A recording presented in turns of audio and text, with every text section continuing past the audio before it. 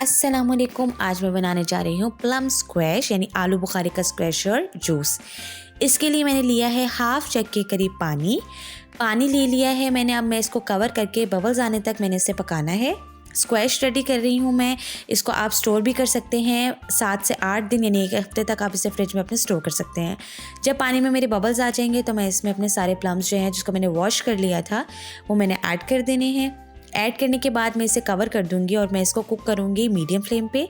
और उस वक्त तक कुक करना है ताकि इसके जो छिलके हैं वो भी सेपरेट हो जाएं और जो इनके छिलकों का कलर है वो पानी में आ जाए। इस तरह से हमने इसको हिलाते रहना है ताकि हर तरफ से जो इसके छिलकों का कलर है वो पानी में आ जाएगा। और ये देखें सारे छिलकों का कलर जो है वो पानी में आ गया है। अब हमारे जो प्लम हैं आलू बुखारे हैं इनको हम एक अलग से बाउल में निकाल लेंगे। इस तरह से इनका कलर जो है वो बहुत लाइट हो चुका है, इसका मतलब कि हमारे आलू बुखारे रेडी हैं। अब हम इसे सेपरेट कर लेंगे। अब मैंने क्या करना है कि इनको हाथों की मदद से इसके अंदर जो सीड्स हैं वो मैं अलग कर दूंगी और इसको जो छिलके हैं इसके ऊपर वो भी मैं हाथ से निकाल के अलग कर लूँगी। और ऐसे स्पून से मैं इसको देख लूँगी ताकि इसके अंदर कोई सीड तो बाकी नहीं रह गया। उसके बाद मैंने इसे एक ब्लेंडर में डालना है। सारे पल्प को हम ब्लेंडर में डालेंगे और इसमें मैं डालूंगी 1.5 कप के करीब चीनी, क्योंकि हम ये स्क्वैश बना रहे हैं तो स्क्वैश में चीनी जो है वो ज़्यादा इस्तेमाल होती है। और इसके बाद मैंने लिया है 1 टेबलस्पून के करीब सॉल्ट।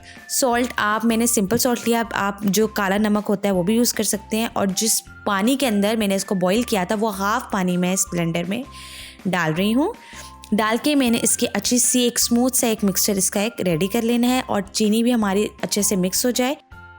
तो ये देखिए हमारी जो चीनी है वो भी मिक्स हो चुकी है। अब मैं इस सारे मिक्सचर को दोबारा से पैन में डालूंगी और पैन में डाल के मैंने इसे उस वक्त तक बॉईल करना है जब तक कि ये अपना कलर जो है इसका जब चेंज नहीं हो जाता तब तक मैंने इसे बॉईल करना है। इस तरह मैं इसे हिलाती रहूँगी।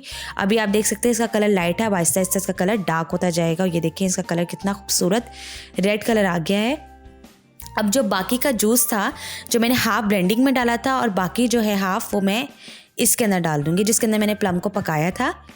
ये मैंने इसलिए बचाया था ताकि इससे जो कलर है, जो हमारे ड्रिंक का जो कलर है वो ख़राब नहीं होता, वो एज इट इज़ रेडिश आता है जो बहुत अच्छा लगता है। तो इस तरह से हमने इसको 5 से 10 मिनट्स पकाना है। उसके बाद एक जग में आप ढेर सारी आइस लीजिए, 3 से 4 स्कूप्स आप स्क्वैश के यूज़ करें, चीनी डालने की ज़रूरत नहीं है। और इस तरह से डाल के मैंने इसमें लेमन सोडा यूज़ किया है, आप सिंपल पानी भी इस्तेमाल कर सकते हैं। लेमन सोडा डाला है मैंने और इसमें मैं डालूँगी 3 से 4 टेबलस्पून के करीब लेमन जूस भी मैं डालूँगी। और उसके बाद इसे मिक्स करके आप ठंडा ठंडा सा पिए। गर्मियों के मौसम के लिए बहुत अच्छा है, रिफ़्रेशिंग है, आपके अंदर नमकियात की कमी नहीं होने देता, डिहाइड्रेशन को रोकता है। तो इस तरह से ये आप ज़रूर बनाएं, खून की कमी को दूर करता है ये जूस, बहुत अच्छा है। अपने बच्चों को भी बना के दें। और ऐसी ही रिफ़्रेशिंग वीडियोस के लिए मेरे चैनल को प्लीज़ लाइक करें, सब्सक्राइब करें और शेयर करें ताकि मैं इस तरह के मज़ेदार किस्म के ड्रिंक्स लेके आपके सामने हाजिर हो सकूं।